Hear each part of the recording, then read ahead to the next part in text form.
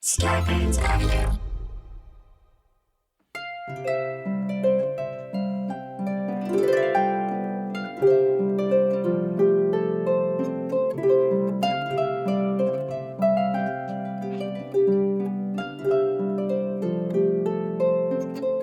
Coming to you live from the Ray Horseman Studio in North Hollywood, California, it's Nobody Listens to Paula Poundstone, your comedy field guide to life. Tonight, poetry. There are poems about love and birds on their wings. There are poems about a gallimaufry of things. Magniloquent poems about a clack of opsimaths. Nugatory poems about a lack of hot baths. There are poems about lovers who on their verandas meet. But who can find poetry here on Miranda Street? I bet tonight's guest can. With us is award-winning poet Harryette Mullen, professor of English at UCLA. She'll help us scan our knowledge of verse. Plus, theme songs. We've got 2 great new entries in our theme song contest. What a show we've lined up for you. Nothing soporific, a truly fine stew. It's a night when we're feeling full of rhymes. So get ready for some really good shit.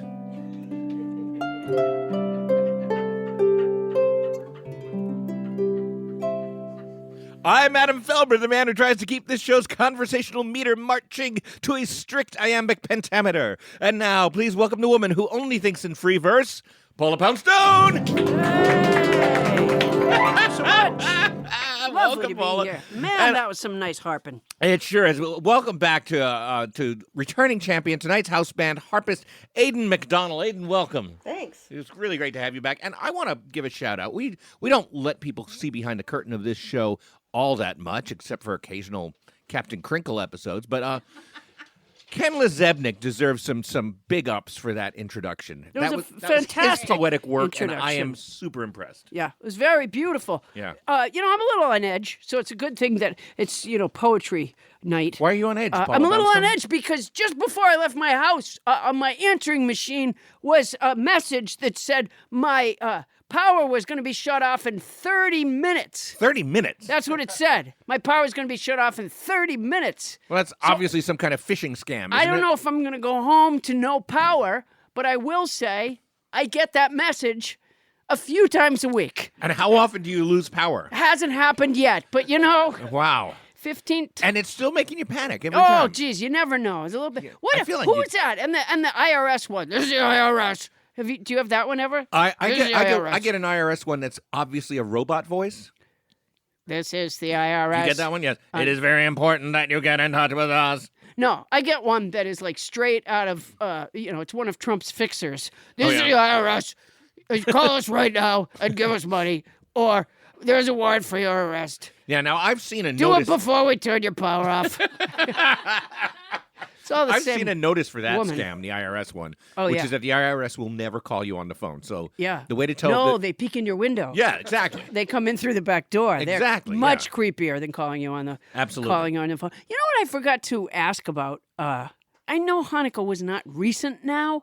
It was but pretty recent. I wondered, remember how Bonnie had the question about Halloween? She wanted to leave the bowl of candy. Yes, Out Bonnie front. Burns, your manager, our producer, Captain Crinkle, Yeah. Around Halloween time, had this bizarre question about, like, she wants to leave out a bowl of candy so that the And kids... she's in the house. She's it's in the not house. that she wasn't going to be there. Yeah, but she doesn't want to be bothered by those stupid kids, but she didn't want them to go candyless. But the last time she left out a bowl, some little bastard, the first one to come by, took the whole Took bowl. the whole bowl. Yeah. And so then at Thanksgiving, She wanted to know if there was some kind of dispenser or something. Yeah. You could use the dog feeder or the cat feeder. But then retinal scan. at Thanksgiving, apparently she left a butterball turkey Right. out. One of those damn coyotes was not polite. Relatives came by and just picked at it. And so I was wondering how she handled Hanukkah. If she just left the menorah on the front porch. Well, you don't want to open the door to asking her. She's right next to us, but do you want to? Yeah, Bonnie, did you Bonnie, did you... Did you leave all 8 candles out on the first night and hope people just would light them only one at a time? I start buying gifts in October for my daughter, so Is that Okay, true? I want to point out that this is really where Bonnie and I clash, because You ask Bonnie a question, and you can be as specific as possible, but you can be guaranteed that her answer will not be to that question. Yeah, it was. So you asked her if she left the presents out. Slightly different. And her answer it was a Trump lawyer type answer. Yeah. She said, I started buying presents for my daughter in October. Yeah, not one mention of candles, matches, menorah, the front door. Yeah. But I'm happy for her daughter. That's great. Okay. No. What? You're off mic, Bonnie. Don't. No, you can hear me sort of. I'm talking loudly. We can sort of hear you, but Well, I not can really. hear you. And we suspect you don't have something to say. No, I do. Okay. Because she was born January 1st. Her daughter was born Celebrating January And 1st. we threw in Christmas just for whatever. And they So we threw in start Christmas. Celebrating in October. And so they she start doesn't celebrating get all the in presents October. At once. Wow. Nobody asked about that. Nobody cares. Apparently there's so many presents. It was that they have a to question divvy it about up. candles, wasn't it? Yeah, Paula? I believe it was specifically about Hanukkah candles. It had nothing to do with exchanging gifts Her in daughter's any way. birthday. No, It's didn't. all- I had no interest at all in when the daughter was born. Not a lick. This is why we don't open that door if we don't have to. Yeah, Paula. it was my The, mistake. the door labeled Captain Crinkle. Just keep It's it closed. like not knowing whether you should click on stuff or not. We never always light all the candles. You never light all the candles? Oh, no, we don't do it every Bonnie, we're past this part of the show. They don't do it every night. We're- They don't light the candles every night. Good. 'cause Which Hanukkah which isn't is all really year how anyway. Hanukkah works. Yeah. See, they do Hanukkah, which is Hanukkah. a southern version of Hanukkah. Hanukkah. They tie. You're here to celebrate Hanukkah. That's nice. We enjoyed Hanukkah this year. a very nice Hanukkah. Yeah, we enjoyed Hanukkah. We had the what is the thing with the flat bread, the cracker? Matzah. Yeah, we enjoyed the matzah. We enjoyed the matzah for Hanukkah. Hanukkah okay. matzah. All right. Speaking of not knowing whether to respond to things, so Yeah. I got a text. In fact, I've gotten a couple of them now. Okay. I haven't I don't know how to respond anyways because I have a flip phone. Right. But You never text me back. yeah, I don't because I have a flip phone. It would I've take learned not to so text you, long yeah. to crack that code. But the text said something to the effect of "hungry for cocksucking meat." Wow. Should I have responded? Well, was it a question? No, it was weird. It was sort of in a code. It was like hyphenated and Now, I don't wanna was get it a too site? deeply Was it involved in the- site? But I have a flip phone, so if there was a photo on there, I want the sender to know it would be very small. Oh yeah. Yeah. That might hurt their ego. Yeah, it would not be a flattering thing. Yeah. I don't know. Yeah, I don't know either. That was all it it weird. said? Yeah, that was all it said. I'll let. Was there a link? I don't know. It might have been a link. All right. I apologize because I was up late. I was drinking. You were drinking. Oh, did you text me last night? Possible. Oh, It's wow. possible. Wow. I don't think I would say that to you though. No, I can't imagine a person who would send that Right. to me. Well, I do know one person who might. Who's that? Answer the phone, Adam. Oh no. Let's not go there.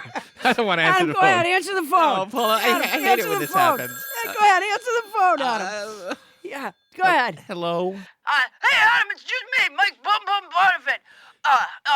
You know what I did last night? What'd you do, Mike? I sent Paula Poundstone a text. Did you really, Mike? Yeah. What did it say, Mike? It said, hungry for cocksucking meat. What does that even mean, Mike? I don't know. I didn't want to fill it all in. You know what I mean? I wanted to be a little mysterious. You That's know not what I mean? mysterious, Mike. Yeah. It's just Yeah, I wanted to be like, like when she had to think. You know, like she doesn't really think on that show you guys do. She doesn't really think, you know? Yes, she She leaves does. all the thinking to you. She is such a bitch. Now, Mike, you cut that out. That is I out don't of know line. how you work with her. I really don't know how you work with her, man. Hey, listen out. How did you get her number? I gotta ask you something, man. Well, but you okay? We gonna hang out after the game this weekend? No, we're not. We've never hung out, Mike. We're not friends. All right, okay. Listen, I gotta call you back anyways, cause you know what? I'm caller 9. Caller 9 and what? Adam. Yeah, what? See you, Adam. I gotta go. I forgot to mention we have the 100th caller contest still going on. Oh no, we don't. We're having a contest. No. Our 100th caller wins any appliance from Roger Federer's appliance store and a chance to hang out after the game with Adam Felber. Wow, that is just not a thing, Paula. Yeah. I mean, like we did that last week, and I think that was the whole contest. No, we right? got up to 8. We got up to 8 callers. Yeah. So we're going to continue with this. Yeah. All right. If you're thinking of calling, I want to point out that Roger Federer does not have a store on Miranda Street. There's a store called Feder, which I recently discovered isn't just an appliance store, but it's a store that sells dented appliances. Okay, first of all, it is Roger Federer's, and second of all, yes, the appliances are dented because he hits tennis balls into them. So it actually increases their value. You can get a dishwasher that's had the shit banged out of it by Roger Federer's tennis balls. What are we doing here? Okay. Yeah. So that's the 100th caller. Oh, 100th my God. caller. I don't want this to happen, Paula. I really would rather we forgot about It's this. a very popular contest. We had 8 calls last week. Yeah, but they were all from Mike Boom Boom Bonifit and Winnie Feynman. Yeah, but I think Two it's fans gonna, that really it's creep gonna me out. It's going to expand because we had, we just announced it last week, so you got to give it time to sort of, trickle down, like and filter. oppress me for many weeks to come. Filter, yeah. I want to point out, Federer's, that store Federer's doesn't Federer's, Roger no, it's called Federer's. Feder. And my question Yeah. is, Boy, that's if why it is you don't Roger call the Federer's games. store, where's the other ER? Do you leave off the other ER for savings? It probably got knocked off when he hit it with a Tennis yeah, ball. yeah. No, it's Roger Federer's. I've been in there, Adam. Oh, have you? Yes. Okay. Yeah, I was in there, and he was knocking the balls off a microwave. I don't even know if that's safe. You lead a rich life, Paula Poundstone. I do. I was in there, and Dame Maggie Smith was in there one night. Oh, was she? Yeah. Wow. What was she doing in there? She was looking for a microwave with tennis ball dents in it. I My sometimes dog Mo would love that store. Sometimes I feel like I'm interrogating a lying kindergartner when I'm talking to you. You know, You're 'cause not. Your eyes kind of go up to the ceiling. You're like, No, oh, what was she doing no, there? man. Oh, she was having a snack. Oh, she was. No, I'm telling you. So telling she you. ate the cookies. Yeah, not me. No, I don't. The thing about me is I'm really real when I talk. I don't like to have like magniloquent kind of speech. Hey, speaking of vocabulary words, do you have a new one? I've got a word this week, Adam. It's otiose. Otiose? It's an adjective that means serving no practical purpose, producing no useful result, futile. How do you spell that one? Otiose. It's O-T-I-O-S-E. I never knew how to pronounce that word. I thought it was I odious. have to tell you, it can be odiose. It can be odious. It can be, but then it sounds like a breakfast cereal. But it is. I think they caved to odios when people couldn't figure out that it was actually otiose. So it's otiose. It is otiose. Here, I'll use it in a sentence. My windshield wipers are so full of berries from the ficus nitida trees that line my street. They're otiose. Huh.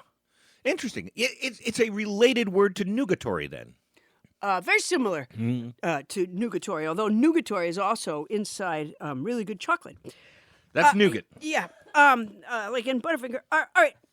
I've had, as you know, a hard time remembering the vocabulary words. Yeah, so and I have a theory as to why that is. I have created a vocabulary song, very popular vocabulary song that I get a lot of emails saying, do more vocabulary songs. You really don't. I do.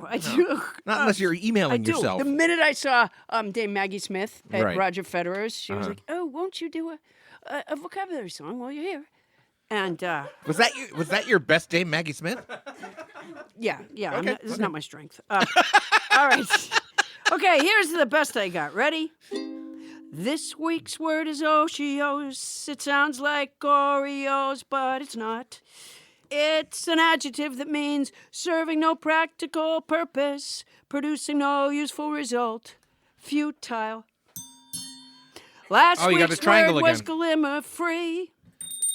It's a noun that means confused, jumble, or medley of things. Hodgepodge, who's podge, hodgepodge. The week before that, we had ops of math. It's a noun that means a person who begins or continues to study or learn late in life. I hope to be an ops of math when I get to that point. Going back before that, the word was magniloquent. It's an adjective that means lofty, pompous, Oh, a bell now. or high-flown in speech or style of expression. Adam doesn't think my song is replicable, but I do.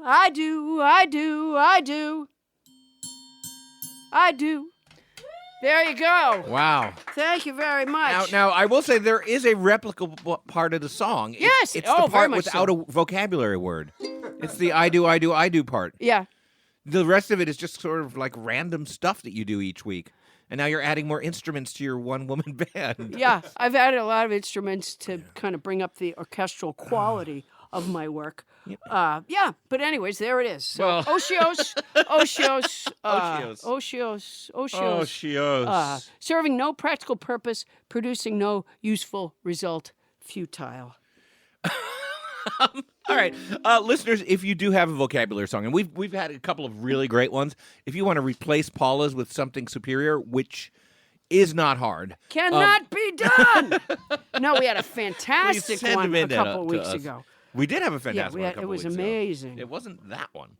uh, I'm sorry. You know, Adam Thelma, I have his name is Miss Culpepper. Oh, look, it's Mrs. Culpepper. I'm wearing my ruby sateen dress, as I Wearing her often ruby do. sateen dress. She's a hand puppet, folks. I have become an opsomath since the passing of Captain Culpepper. What did he pass? Well, you know, he is no longer with us. He's not a part Where did he of go? Our world. Did he leave you? He did not leave me. He was very much in love with me, Adam Thelma. Then why very would he leave? Much in love. Well, he died. Oh, no. Yes, that is correct. I'm so sorry to hear that, Yeah, Mrs. it was Culpepper. a tragic event in my life. Well, yeah. Wow, and I've just and the end of reopened that his. wound, haven't I? Well, yes. It's a painful memory. It's a memory. So you were there. Oh, I was there. Yes. Oh. Yes, Captain So it's Culpepper. especially painful for me to bring it up. I do apologize. Well, that's all right. So you were holding his hand while he lay on that bed. He was, yes, he died, well, not peacefully. Not on a bed? Poisoned. Oh, he's poisoned? Yes, he died from tyrotoxism. He was, which is the poisoning by cheese or other dairy products. Okay. Well, I guess we'll never get to the bottom of what exactly did him in. It was a cheese. Oh, it was? It was. It was a cheese. Yes, that is correct. All right, some sort of cheese. It was the goat of the garden, Madam Thelma. Oh, Mrs. Culpepper, you're always a delight. All right, coming up, Marion Moore said, poetry is the art of crafting imaginary gardens with real toads. We'll explore imaginary gardens and keep our eyes open for the toads when we hear from poet Harryette Mullen. That's when we return on Nobody Listens to Paula Poundstone.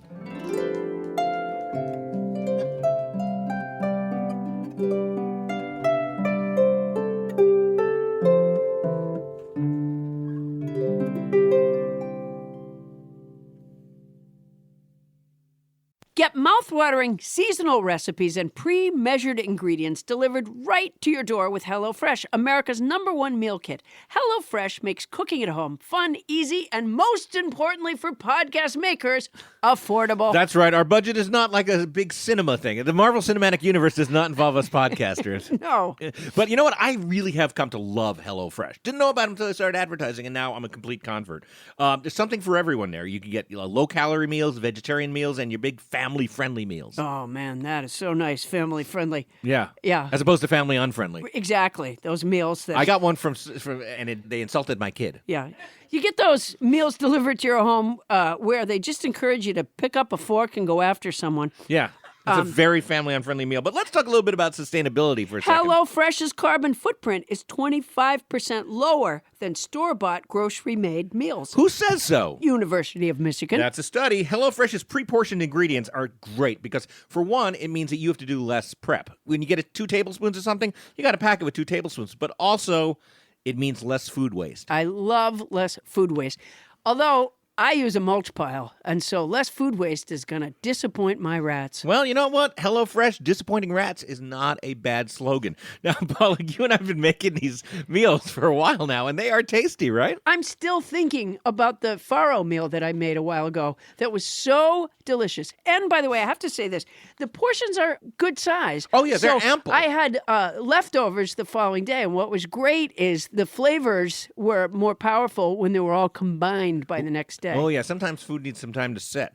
HelloFresh is now available from $5.66 per serving. Wow, that is inexpensive. So go to HelloFresh.com/Poundstone10 and use the code Poundstone10 during HelloFresh's New Year's sale for 10 free meals, including free shipping. Wow, that's a great deal. And if you were thinking about doing it anyways, make sure you use Poundstone, what is it? Poundstone 10. It's Poundstone 10. HelloFresh.com/Poundstone10. Couldn't get any easier, could it? Poundstone 10. Yeah, just use the code Poundstone10 after going to HelloFresh.com/Poundstone10. Where's a Poundstone? Never mind. I think our listeners get it. And if you've created a HelloFresh meal, post your meal creation with hashtag HelloFreshPics and remember to tag us.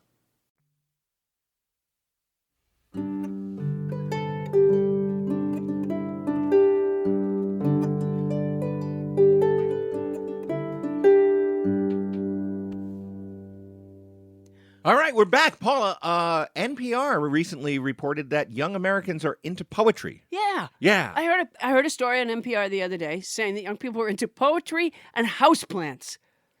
Houseplants? Yeah. And so that surprises me, too. Yeah. I think it surprises me more than poetry. Yeah. No, I was surprised by both, actually. Yeah. I thought... Now, you don't have houseplants. No, I do. I have 2 succulents in my bathroom. Brag, brag, brag. All right, well, we have a distinguished poet here with us who can explain poetry's enduring fascination.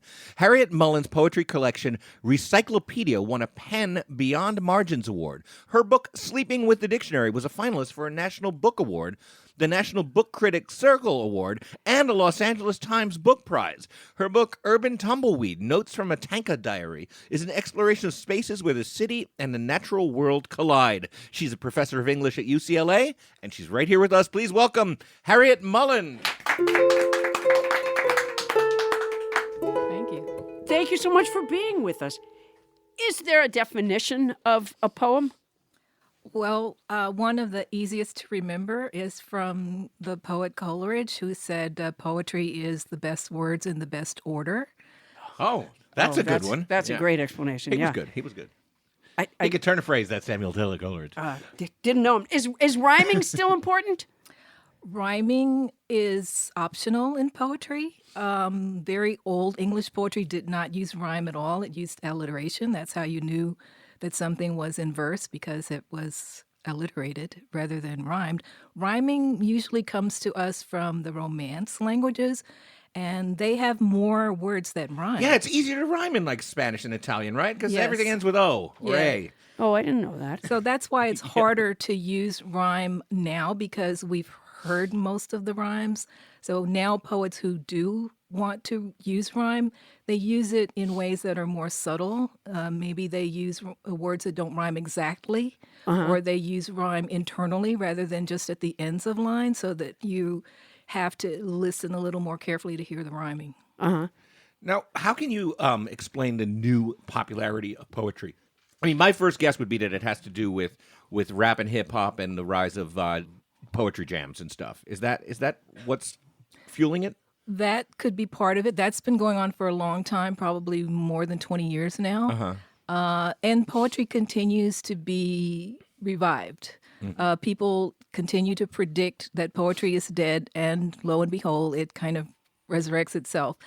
And that has to do, I think, with the enduring value and appeal, the allure of poetry. I think if young people are interested in poetry, they're reaching for something that's very precious in the human being, something that we recognize from ages past. I mean, human beings who died thousands, tens of thousands of years ago can reach out to us through their words. And that's the power of poetry. And how is it different than lyrics? Oh, that's a good question. The lyrics of songs? Yeah. Well, at one time they were pretty much the same thing. We still have this term lyric poetry. Right. And it originated with poetry that was sung or chanted or recited with a musical accompaniment, kind of like the harp that we've had. That's beautiful harp. Nice harp. Now, yeah. as a poetry expert, how would you rate the lyrics to Paula's vocabulary song as poetry? Do you want to sing it again, Paula? Well, let me take you off the hook. No, you don't have to. No. First of all, by the very nature of the vocabulary song, the lyrics have to change every week because I add a new sentence every week, and then just to keep it shorter, I lose a Sounds like sentence you're every like week. fumbling around for an excuse and right so, here. And so it's Also, it's about the definitions of words, so it's going to be a little prosaic anyway. a little what? Prosaic as opposed to poetic? I don't know the difference. Do you know the difference between prosaic and poetic? Poetry can be either in verse or in prose. So what's prose? when it's in verse, the lines are, we say, lineated or arranged or broken, and the unit of composition is the line and the stanza. When poetry is in prose, it is not lineated. It is from margin to margin, and the units of composition are the sentence and the paragraph. So poetry is not the difference between poetry versus prose. It's verse or prose. Gotcha. Oh, interesting. So, as a prosaic poem, as it were, Paula's vocabulary song might be quite good. I think that the word that you were... I think that word you were looking for, Ms. Mullen, was brilliant. And it's just difficult for you to come up with it in that moment. So are there, to poetry now, are there structural rules anymore? There are many, many rules for poetry, particularly for traditional poetry that is in verse, that's metrical, that is what we call accentual syllabic verse. There are many rules. What I say to my students is poetry is not the place of no rules. There are many rules, but any of those rules can be broken. You just break them deliberately, consciously, and with flair.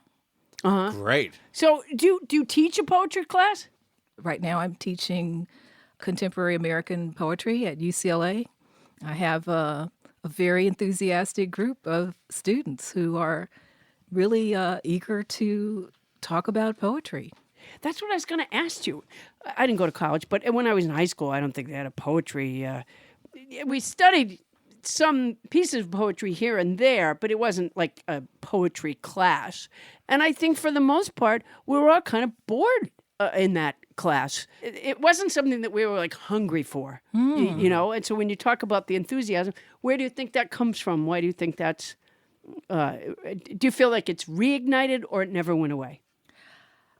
Was I in a dumb class? Never actually. I don't think it's the love of poetry has actually ever gone away completely. There always are and have been people who care about poetry. I always just say poetry is important for the people for whom poetry is important, but you can always join that little club if you want to at any time, just by finding the poetry that you like. I mean, it was interesting you said about the hunger, because I think about poetry as I think about food. If you don't like poetry, it's like saying you don't like food. You just haven't found the food you like. So if you find the poems that speak to you, sometimes you find a poem that doesn't just speak to you, it speaks as you. I mean, you find your own feelings expressed by someone else, possibly better than you could express them yourself. And that's sometimes what we're looking for in poetry. Have the subjects of poetry changed over time? Poetry can be about any subject, and poets today especially are exploring all kinds of topics that maybe have been neglected in poetry. So there are scientific poems.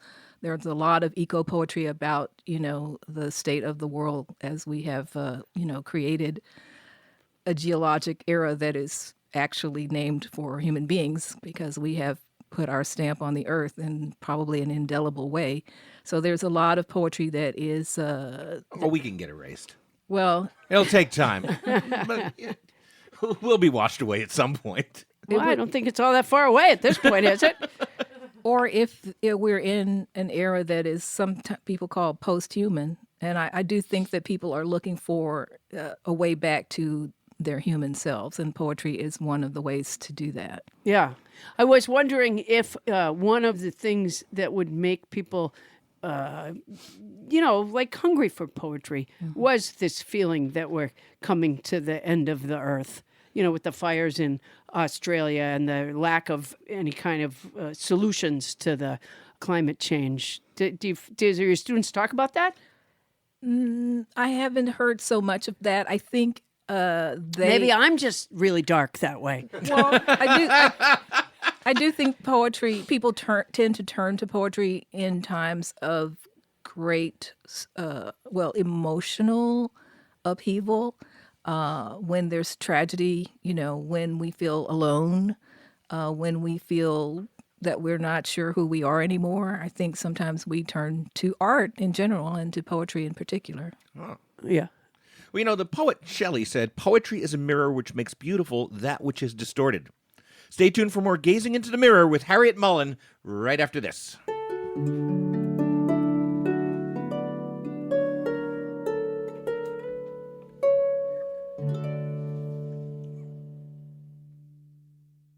BetterHelp, the world's largest counseling service, has asked me to talk to you about something that's really important, your mental health, and how to reach out and get help. You wouldn't hesitate to go to a doctor for professional care if you had a broken arm, right? Your mental health deserves that same attention. BetterHelp will assess your needs and match you with your own counselor from their network of licensed, accredited, and board-certified therapists. You can start communicating in under 24 hours, and it's not a crisis line. It's not self-help. It is professional counseling done securely online. There's a broad range of expertise in BetterHelp's counselor network, and it might not be available locally in many areas. You are not limited to the 9-to-5 traditional therapy and can log into your account anytime to send a message to your counselor. Schedule a weekly video or phone sessions and get timely and thoughtful responses from your own personal counselor. You'll never have to sit in an uncomfortable waiting room. Instead, get therapy from the comfort of your own living room. BetterHelp is committed to facilitating great therapeutic matches, so they make it easy and free to change counselors if it's ever needed. It's more affordable than traditional offline counseling, and financial aid is available. BetterHelp's mission is to provide everyone with easy, affordable, and private access to professional counseling anytime, anywhere. Get started today. Nobody Listens to Paula Poundstone listeners get 10% off your first month at betterhelp.com/Paula. That's betterhelp.com/Paula for 10% off your first month.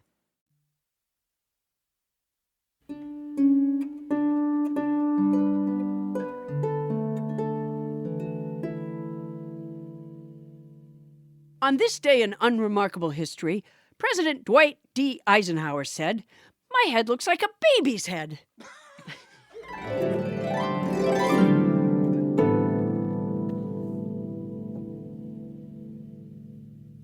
And we're back with poet Harryette Mullen. Harriet. Harry, do you have a process for your writing? And does it involve a paper and a pen and a punishment chair? Well, I do like to write with a pen or pencil or even a marker or crayon. Does it matter to you which you're using when you're writing? Sometimes it's helpful for me to switch because sometimes just changing the instrument, I've worked with chalk, I've worked with alphabet noodles and things like that. Wow. Sometimes just to get out of the regular habit and to try something different. But, again, to get back to the metaphor of food, the advice that people always want to get about writing is kind of like the advice they always want to get, this special advice about how to lose weight. And we all know what it is. It's just eat less and exercise more. So with writing, it's just write every day or every week or every month. You just have a regular habit, regular routine. That is it. I got that advice at a really early age because my mom was a novelist, and we had a little decorative throw pillow in the living room, and I think once what it said was a writer writes. Yeah. And my mom thought that was like the most important message that she could put out there. Yeah, but it was on a pillow. Yeah, well, So it doesn't say a writer writes pillows. She was sleeping on it. Well, I don't think that's the best message. It's great so discipline. simple that it's boring. And that's why people don't do it, because it's too simple and it's too boring. They want to be struck by inspiration.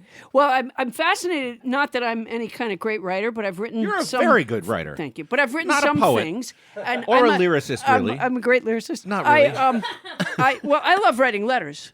And I don't particularly like writing emails, but I love writing letters because I like the drag of the pen on the page. And I am particular sometimes about which pen that I use. Maybe I'm lying to myself, but sometimes the drag of the pen or pencil are different. And sometimes I'll switch because I just feel like I'm not feeling it with that one and go to another. But it never occurred to me to use alphabet soup letters. Yeah, dry ones. Oh! Oh, how do you get them why? They are coming to package drive. Well, that's what I figured you did. You can get a package. I've done this in my workshop sometimes and have them do anagrams. So they spell their name out and then they do anagrams of their names and they write poems from the words that they anagram from their names. You could do a Scrabble tiles too, but then you'll end up feeling like the words with Q are more valuable in some way, and they're not. I had Waltz One time I had alphabet cookies, and then you can eat the word after you make it. You know? Oh, wow. I might even skip making the word. Yeah. Eat your words every day. That's what I've learned from this. You ever work in the medium of refrigerator magnets? The poetry kit, yes. Yeah. Right, those are based on a dada technique, which was what we now call cut and paste. But people used to cut words out of books and magazines and newspapers and move them around. Yeah, especially if they're kidnappers. Yes. That was a foot race to that joke, Paula. I made an invitation to a party one time that I pretended it was a note from a kidnapper, and it was telling people that they had to come to this party or else I told people that I had Paula Poundstone in the trunk of my car, and if they didn't come to this party at the particular time, that she would get it in her fat fucking head.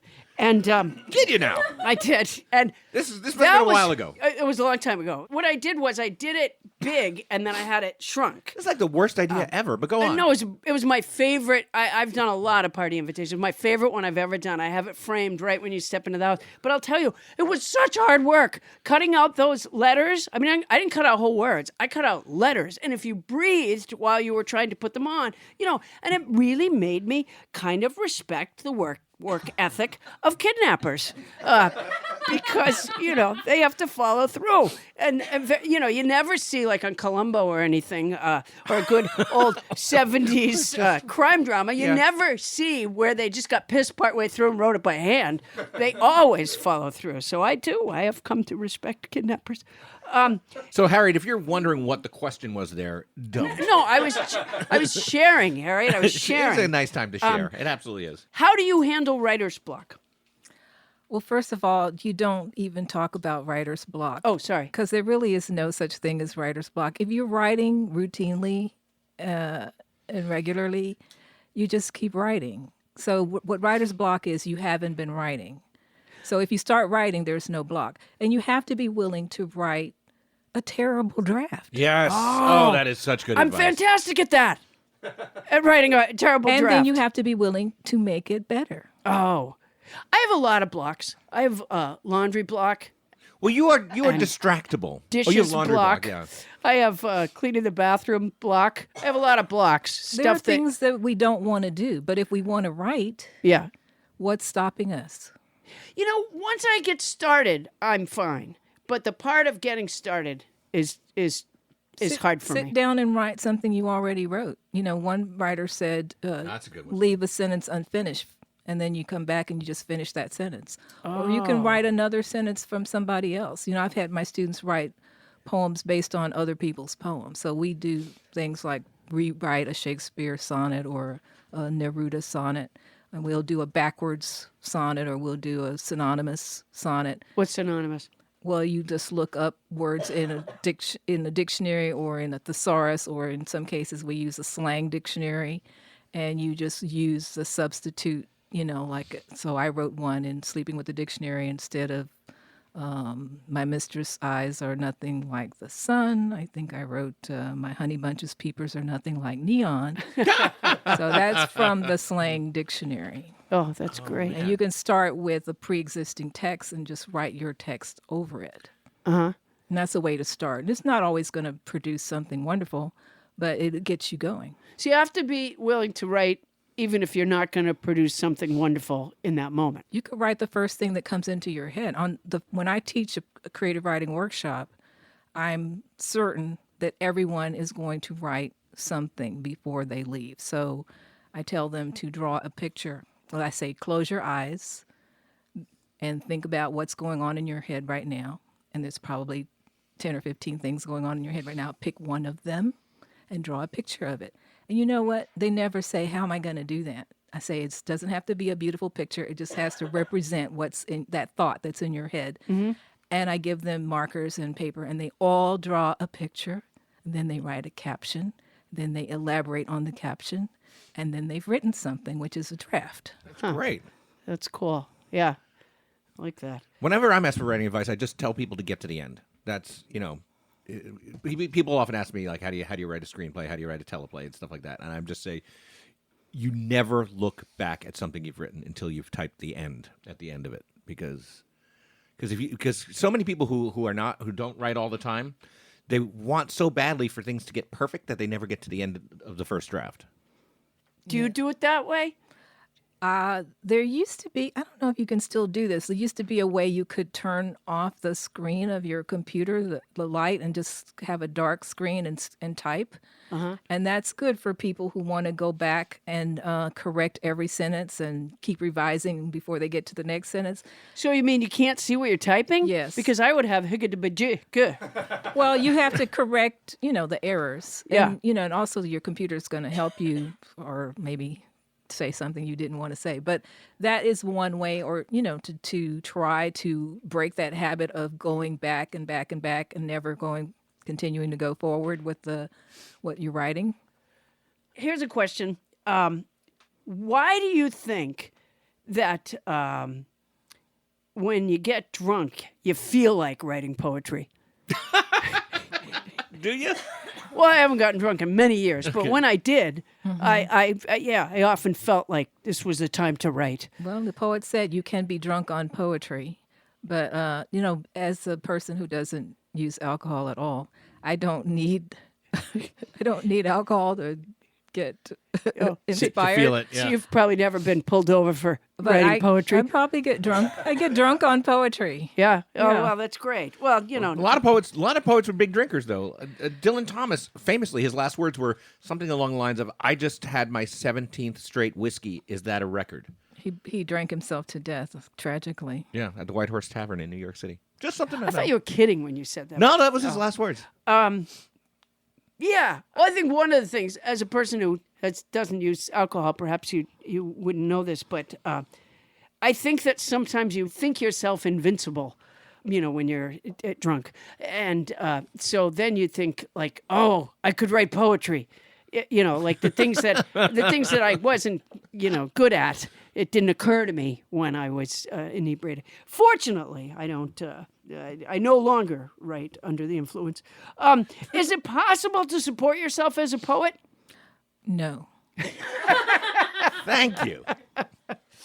All right. That's it. But you could cobble together a living by writing books about poetry, You right? can And write teaching maybe at a about respected poetry. university. Yeah, my job is teaching.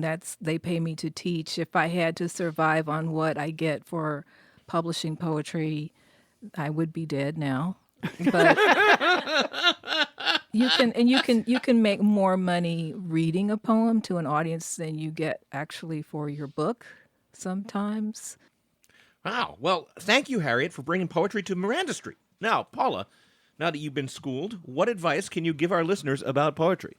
Hey, Aiden, can I have a little poetic music to underscore some of what I've learned from Harryette Mullen about poetry? The demise of poetry has often been predicted, but it continues to survive. People tend to turn to poetry during emotional upheaval.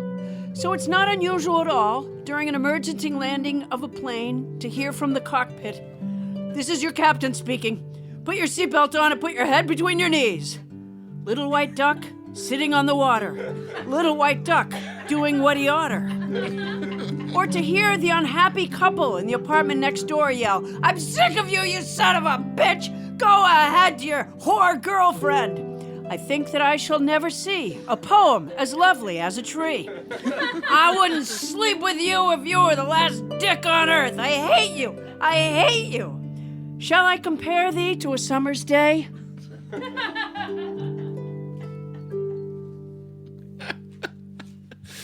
The citation for Harriette Mullen's Academy of American Poets Fellowship reads in part, "Harriette Mullen is a magician of words, phrases, and songs. No voice in contemporary poetry is quite as original, cosmopolitan, witty, and tragic."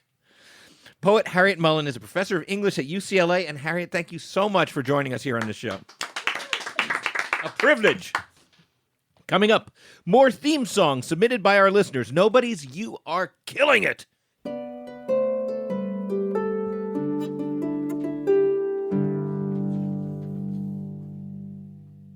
The cat of the week is Mavis from San Francisco, California.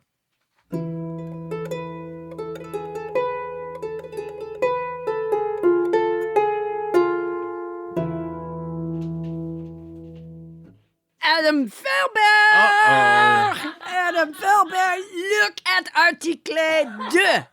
Article 2? Look at Article 2. Bill Barr tells me it means I can do whatever I want. I can cheat. I can steal from you. I can bribe. I can try to discredit Joe Biden. I can have Lindsey Graham paint my toenails and pay for it with your social security. It is I, French Trump. It is French Trump, my second favorite hand puppet on this show. Get away from me, Lev Parnas. I do not know you. Lev who? Lev pardon my ass. Lev bar gas. I do not know you. Stop taking pictures with me, Lev Farbaz. Lev Parvas. No, Parnas. no, Parnas. Parnas. Parnas, Bargas, Parnas. Bargas? Oui. But Lev, pardon my ass. I don't take pictures with me. Get away from me, Lev Parnas. So, French Trump, clearly this impeachment trial is having some sort of effect on you. It does not matter to me. It doesn't? Impeachment No? is a dirty word. Is it really? Is a dirty word. Look at Article 2. Article 2. I can do whatever I want. All right. Article 2 of the Constitution of the United States. Is that what you're talking about? Is that what it is? I think so. Oh, Bill Barr just told me Article 2. He probably said Article 2 because he speaks English. In fact, Article 2. Okay. I'm French Trump, Adam Felberg. I get it. You're a French Trump. Version of Trump, yeah. No, not the French version of Trump. French Trump. I don't get the distinction there, French Trump. What do you mean? Where were you born? France. Then you can't be president. I am president. You know who can be president? Who? Joe Biden. Joe Biden. Joe Biden cannot be president. I thought a Biden was something that like that sat in a French bathroom next to a toilet bowl. That's who he is. That's who Joe Biden is. He sits next to a French toilet bowl. Is that okay? That is correct. It's bidet. Oh, so you're on my side now. No, I'm not on your side. You're on my side. I don't even understand what side you're on. Felberg, I am French Trump. I am on the side of French Trump. Okay, well, There's good people on both sides. There is French Trump, and on the other side there is French Trump. But you know what? There's not Lev Parnas. Do not take pictures with me, Lev Parnas. Oh my God! Stop taking pictures with me, Lev Parnas. Yes, Lev Parnas took pictures with you and with a bunch of. Took pictures with me. I do not know Lev Parnas. You sure you don't? Because there's a lot of pictures of you guys together. He delivered. And with your Ivanka. sons. Ivanka? When Ivanka was born, she dropped right into the hands of Lev Parnas, but I do not know him. I do not know Lev Parnas. Unaware that he was an obstetrician, but, you learn something every day. He does many jobs. He works with Rudy. Oh, your friend Rudy, He works with Rudy, Giuliani. Is Paula in there? Adam. Yeah. Yeah, good. Hey. Oh, Well, that was unexpected. While you were gone, your friend French Trump popped up. Oh, boy. He is wild. But I'm proud to say that this show is now officially back on the rails. Good. There we Glad go. to hear it. So, Paula, we've got 2 great new entries in our theme song competition. Oh, I love that. Oh, it's really great. I mean, our nobodies are out there just killing this theme song contest. They're churning out the content. Some really good content. The first one is by nobody John McNulty. It brilliantly covers the waterfront of our show, and it's titled This Nobody. When this nobody is all alone, he likes to listen to Paula Poundstone. She's asexual, she don't like the penis, but oh my lord, she's a podcast genius. Mr. Adam Felberg plays a crucial role. He reels her in when she's out of control. If Paula had a cult, I'd surely join. Guess who's not in my kitchen? Thomas Cohen, old Paula and I. We're both from Mass. You can tell French Trump to kiss my ass. The classic Butterfinger was sweet and hearty. Please invite me to your ping pong party. Oh, Tony Anita's laugh. It can't be beat. It's the sweetest sound on Miranda Street. The show's going off without a wrinkle. Then out of nowhere comes Captain Crinkle. Oh, Mrs. Culpepper, I'm obsessed with your hand puppet figure and your ruby sateen dress. The captain, he survived the war. Nobody shot him. In the end, it was the Gouda that got him. Oh, Paula's balloon creations will set the mood, and her vocab words like turpitude. So when I'm with friends or all alone, there's nobody. I said there's nobody likes to. I said there's nobody listens to Paula Poundstone. Oh, Wow. my That was God, so great, John McNulty. That's Thank my new you. ringtone right there. Oh man, I was thinking I Just call like me. to have a copy of that. That is need it. beautiful. That was wonderful. And you know what? We're not done. Wait a minute. We have another theme song. Another Believe theme it or- song? Yes, Ken Wiener sent in a theme song with a great break in the middle. You're going to like this. I'm told. Nobody listens, nobody listens, nobody listens to Paula Poundstone. Nobody listens, nobody listens, nobody listens to Paula Poundstone. Nobody listens, nobody listens, nobody listens to. Oh, I better answer the phone. Hello?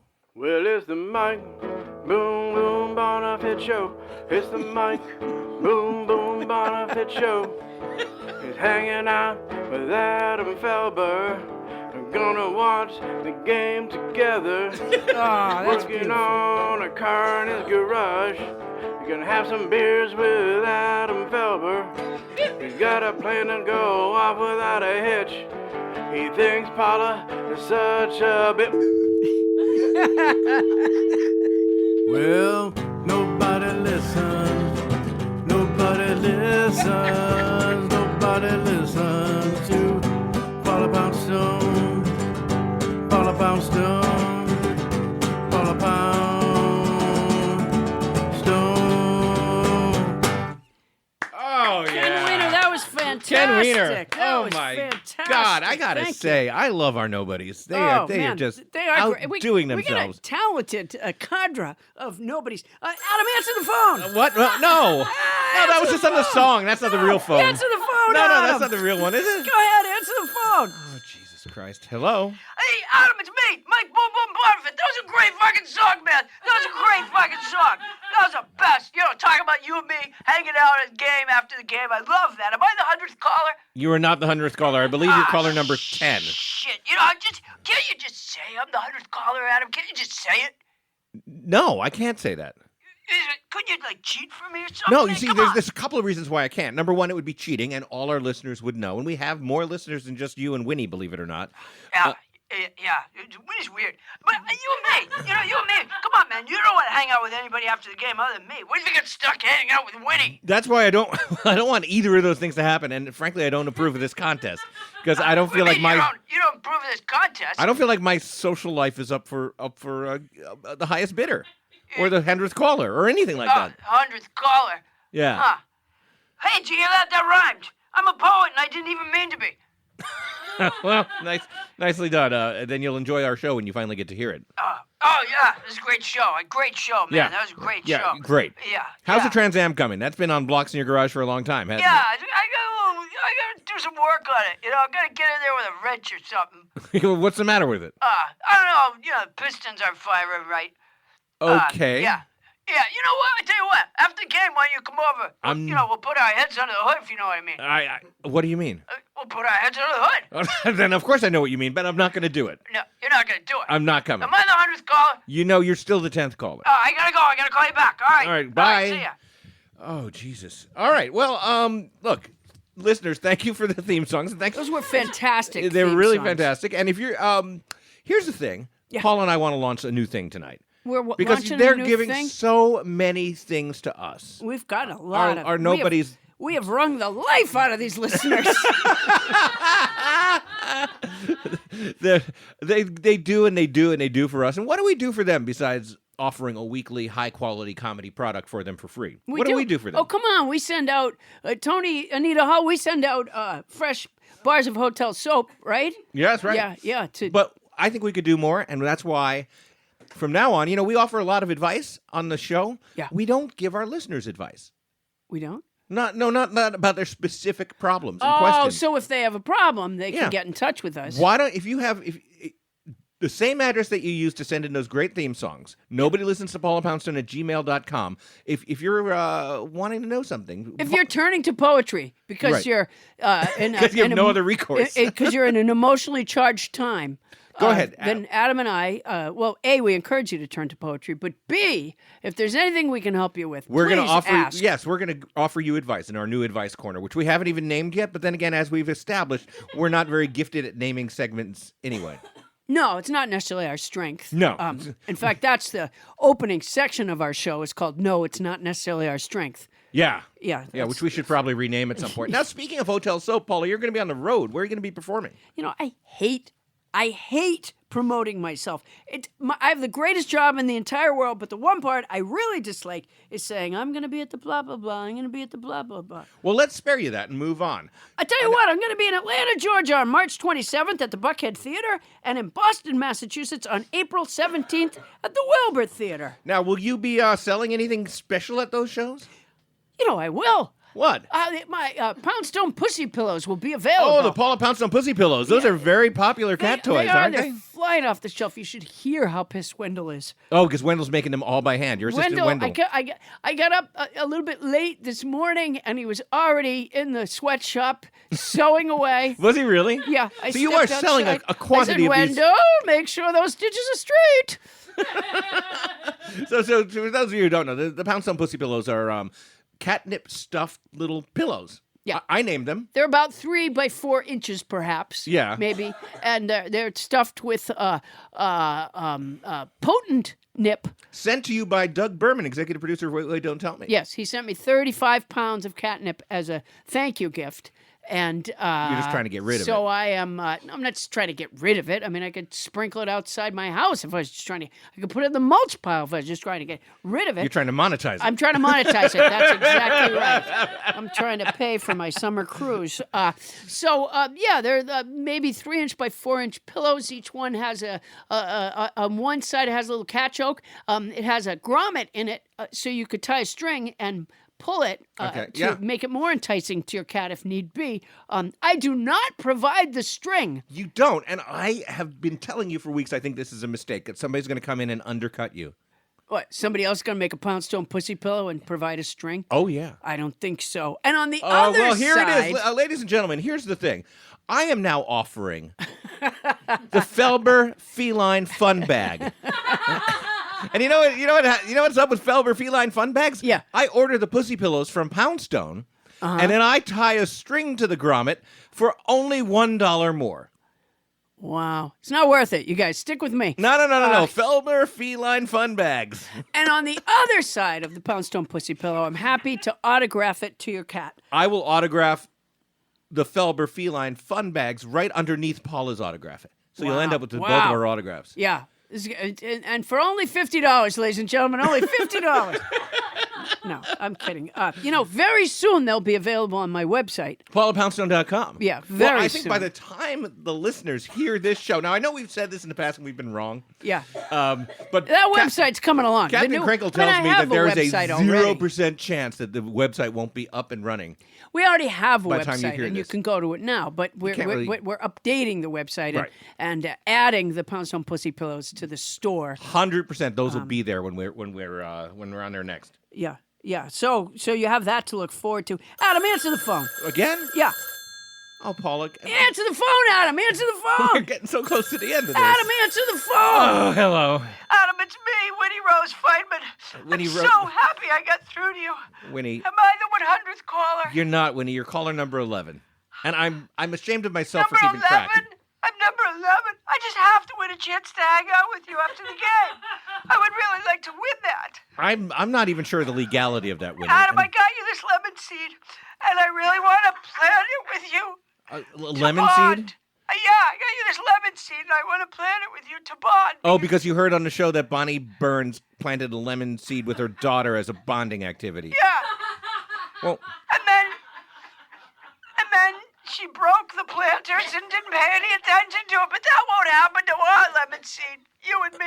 we're not planting a lemon tree, Winnie.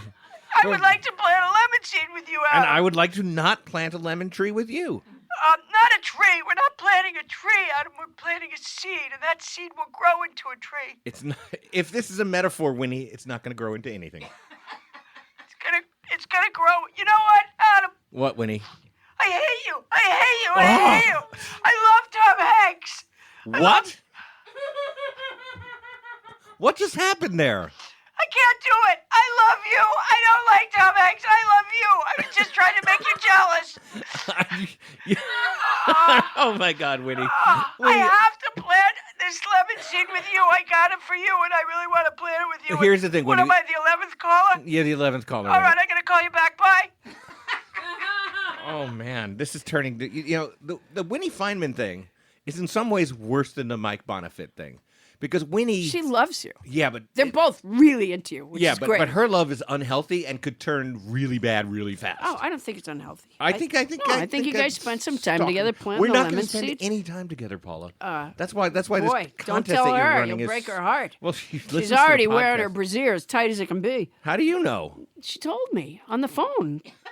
She said on the phone that if she wasn't the 100th caller, she was going to tighten her brassiere as a punishment to herself. Oh wow, did she? Yeah, Wow, I didn't recall that. Well, yeah, that's that was last week. Oh yeah, that's right. You're right. Yeah. I think I do recall something Yeah, about that. she was really in emotional pain. I think you should be more supportive. I try to be, but she also really frightens me. All right, we'll be back right after this.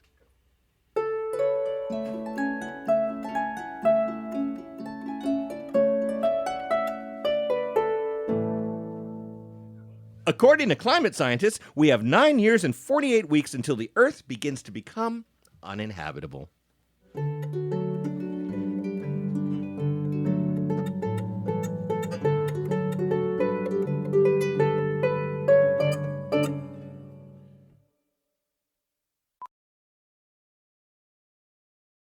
Hey, I'm Andy. If you don't know me, it's probably because I'm not famous. But I did start a men's grooming company called Harry's. The idea for Harry's came out of a frustrating experience I had buying razor blades. Most brands were overpriced, overdesigned, and out of touch. At Harry's, our approach is simple. Here's our secret. We make sharp, durable blades and sell them at honest prices for as low as $2 each. We care about quality so much that we do some crazy things, like buy a world-class German blade factory. Obsessing over every detail means we're confident in offering a 100% quality guarantee. Millions of guys have already made the switch to Harry's, so thank you if you're one of them. And if you're not, we hope you give us a try with this special offer. Get a Harry starter set with a 5-blade razor, weighted handle, shave gel, and a travel cover, all for just $3 plus free shipping. Just go to harrys.com and enter 8989 at checkout. That's harrys.com, code 8989. Enjoy!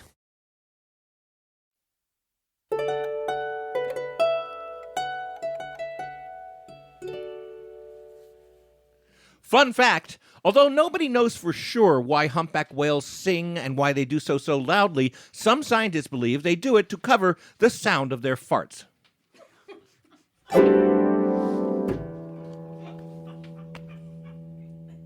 Welcome back, all you nobodies. Hey, Adam, I have a cute little cat story for you. Oh, you do? Yeah. One time when I had blisters on my back from a really bad sunburn, my cat Laurel, I think it was, I was standing up and she leaped onto my back, dug her claws in, and slid down my T-shirt with her claws coming through the blisters on my back. That sounds super painful. It was incredibly painful, but it's all good now. I just, she's How fine. is that a cute little cat story? It's a cute little cat story. I petted her. Everything's good now. Good God. Nobodies, remember our email address is nobodylistens@gmail.com. And you can find me and Adam on Instagram, Facebook, and Twitter. And you can find my remarkably soft tri-polyblend T-shirt with a self-portrait on the left breast and a memorable quote on the back. And a grommet on the bottom in case you want to pull your shirt across the floor. No, that's not true. Well, you should add at one. paulapoundstone.com. That's our show. Nobody Listens to Paula Poundstone is hosted by Paula Poundstone and yours truly, Adam Felber. Produced by Paula Poundstone, Adam Felber, Bonnie Burns, Ken Lazebnik, and Tony Anita Hull. Technical direction by Ray Horseman and mixing by Michael Hoagie. Special thanks to tonight's house band, Aiden Macdonald. Thank you so much, Aiden. It was beautiful great. work. Thanks to our guest, Harryette Mullen. Security muscle provided by Tyler, the Studio City Behemoth Burke. Transcription services for the show provided by Transcribe Me. For your special Paula Poundstone discount, use code Paula Poundstone when placing your order at transcribeme.com. That's our show for tonight. Won't somebody please listen to me?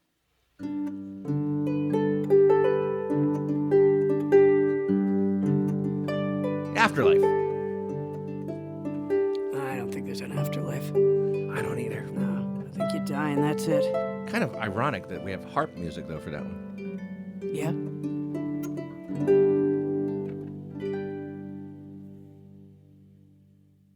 Starburns Audio, a podcast network.